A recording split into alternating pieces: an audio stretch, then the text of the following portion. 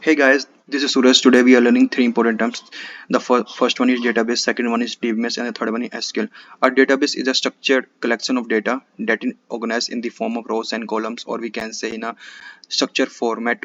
And the second term is DBMS, stands for Database Management System. It's a software tool which allow users to interact with database and perform various tasks such as retrieval, manipulation, and organization and storage of data.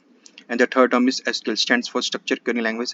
It's a programming language, or we can say standardized way to interact with database, allowing users to perform various operations on the database, such as update the records in the database, insert new records in the database, or create a relationship between two tables in a database or more than two tables in a database.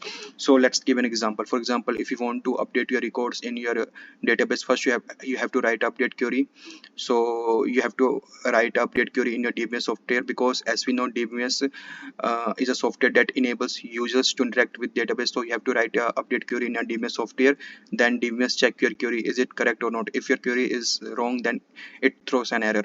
But if your query is right, then it updates your records in the database. So with the help of SQL, which is a programming language, you can interact with the database, but there is something in between database and SQL, which is DBMS, which allow you to interact with the database so that you can retrieve your records, read your records, update your records, insert your records, or read your records, whatever you can, with the help of structured programming language. So that's all. Hope you all are getting. Thank you so much. If you like this video, you can subscribe it or like it and share it with your friends.